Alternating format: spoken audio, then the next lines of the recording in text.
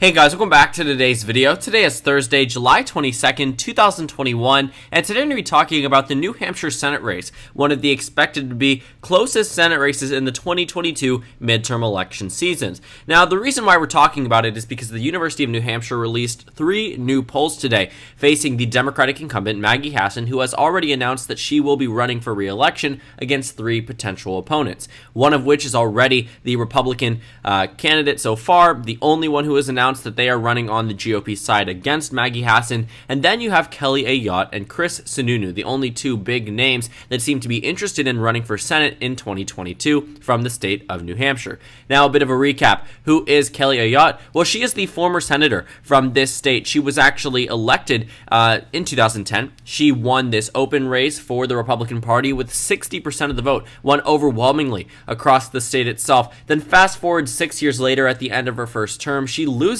to Maggie Hassan by the narrowest of margins out of any race in the 2016 general election season. We can take a look. In 2016, we saw that Maggie Hassan defeated Kelly Ayotte as the incumbent Republican senator by 0.1%. She won by 1,000 votes, I kid you not, 1,017 votes out of over 500,000 cast. So it was exceptionally close, but the Democrats did end up taking this seat, allowing them to have 2 Democrats from the state of New Hampshire. Had Maggie Hassan not won this Senate race back in 2016, the Democrats would not have the majority today.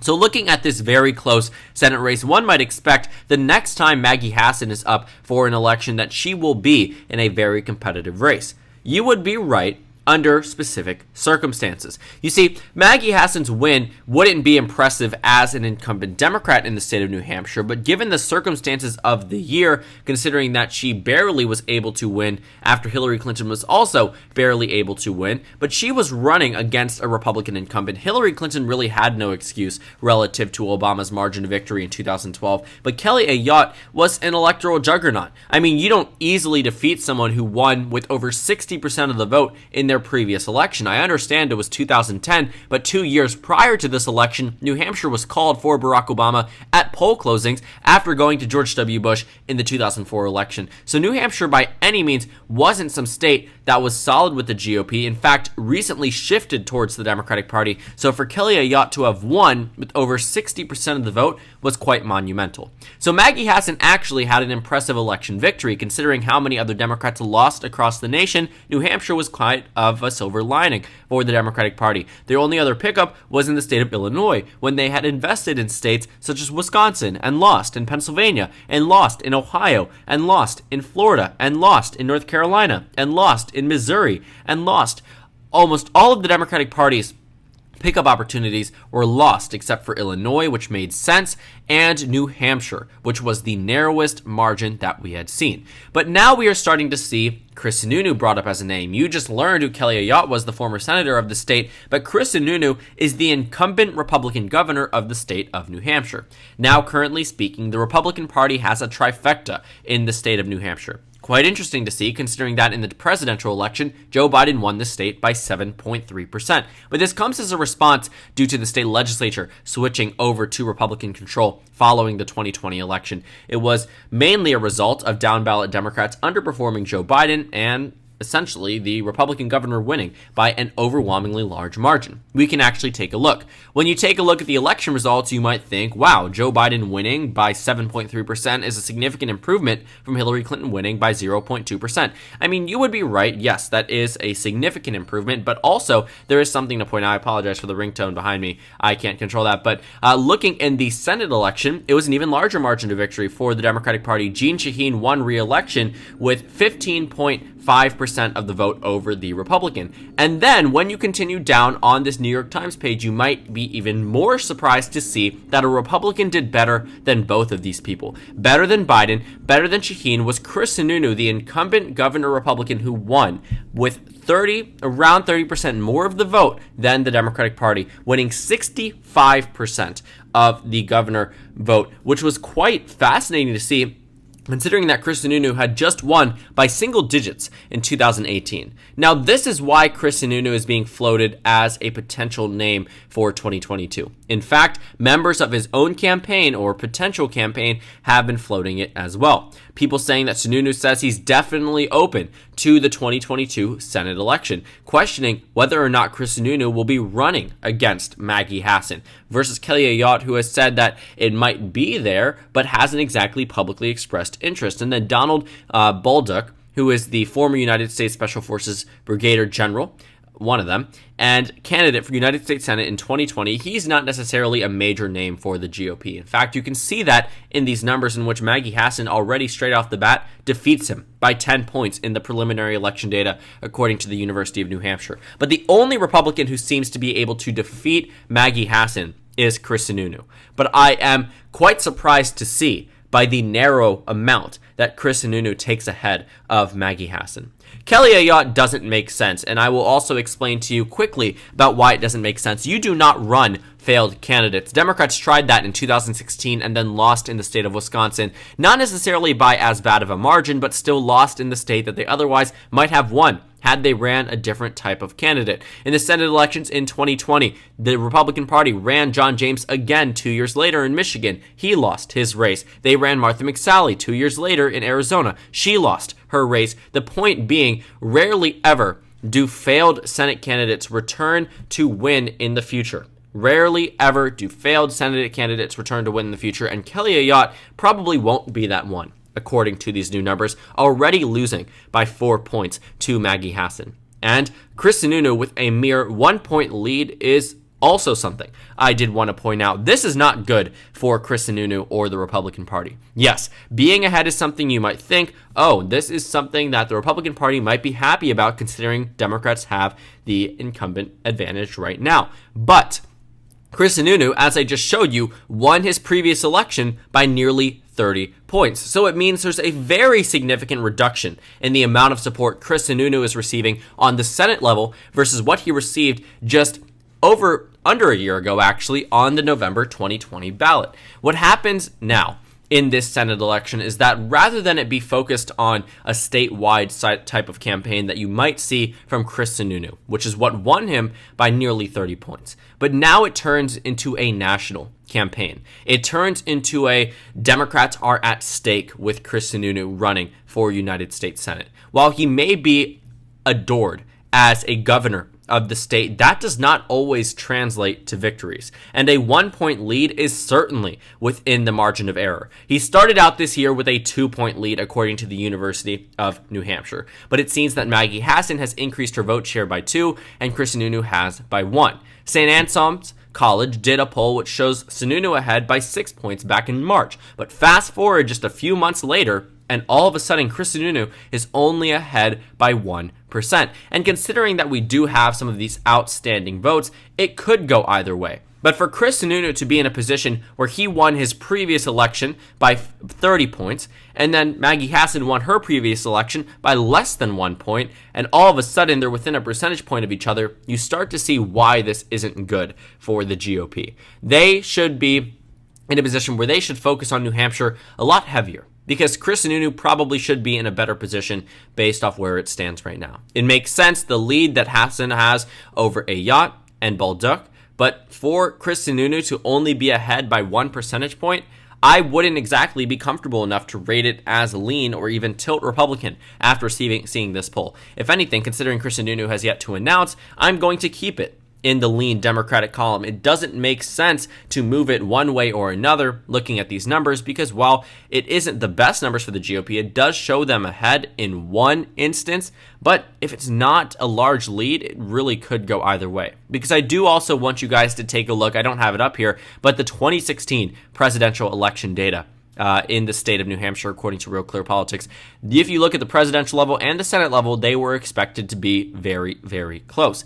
And I believe by the end of the 2016 polls in the Senate elections that Kelly Ayotte was right there, neck and neck with Maggie Hassan. It could have gone either way. The margin of error could have put it in the Republican or Democratic column, and it ended up being an exceptionally close race. But the thing about Senate elections is that it turns to a national front. Democrats have tried running governors in Senate elections in the past, and it simply just did not work out. In 2018, the Democratic Party ran the former governor of Tennessee, Phil Bredesen. Now, while he did better than most Democrats in the state, getting the margin to nearly single digits, you are also looking at a significant portion of the electorate here turning against Phil Bredesen solely because he was a Democrat. In his last election in 2006, he had an approval rating with the high 70s and won every single county in his re-election bid. So picking up where I left off, my screen recorder cut out, but I assumed I was talking about the Tennessee governor race in 2006 and then also Phil Bredesen. So we're going to move on from that point. Essentially speaking, from what I was trying to get at, that running former governors doesn't always work. And running incoming governors doesn't always work either. In the 2020 Senate elections, we saw that the governor in the state of Montana, Steve Bullock, which, keep in mind, while Montana is a Republican state, does already have a Democratic senator that they elected back in 2018. So it wasn't as if this senator was some type of recently elected senator or appointed senator. Jon Tester won by around 3 points in 2018 in the state of Montana. So Steve Bullock actually won re-election back in 2016 on the same ballot as Donald Trump, which means that there certainly were a plethora of Trump Bullock voters, and they were in 2020, but simply not enough to defeat the incumbent Republican. And because much more was at stake on the Senate level in terms of the national representation, Montana just simply couldn't have two Democratic senators from such a ruby red state. So running incumbent governors, running former governors doesn't always work like you might expect it to be. While you may have won a previous election on the same ballot as a presidential contender, when you actually hit that future election where much more is at stake for the national representation of both parties,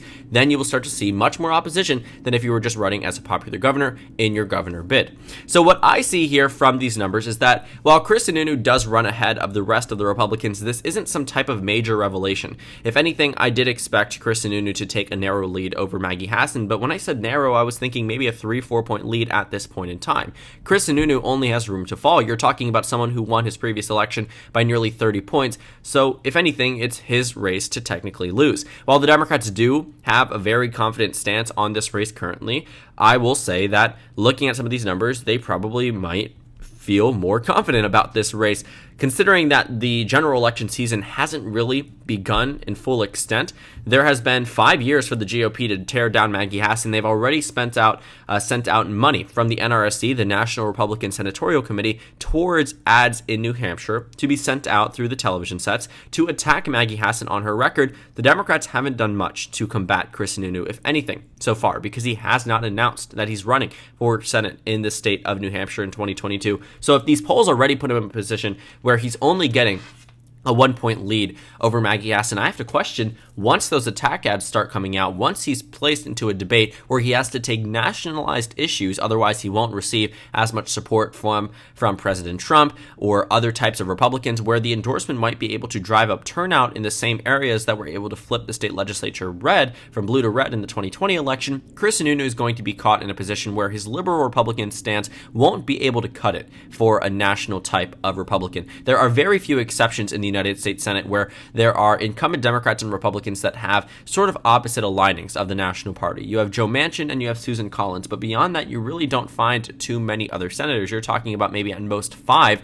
when there are 95 other senators who completely vote down party line. For Chris Sununu, as a liberal Republican, sure was adored by the voters in the 2020 election, but when he is asked about his stance on abortion, when he is asked about his stance on stimulus checks in the future or some types of relief or really anything, the Democrats have taken very big differences in terms of their stances on compared to Republicans. You know, he is going to be faced with that dilemma where if he doesn't back the Republican stance in its entirety, he will be called a rhino from day one and probably won't be able to do anything effective in the United States Senate and may not be able to drive up turnout amongst traditional Republican regions of the state. Or if he takes the more conservative Republican stance, then he's going to start to dissipate. I mean, New Hampshire in itself did vote for Joe Biden by over 7 points, which means that Maggie Hassan only needs to do a little bit as good as Joe Biden in terms of the margin. I mean, she ran behind Hillary Clinton in 2016 in one of the closest races we've seen in New Hampshire on the presidential level in decades,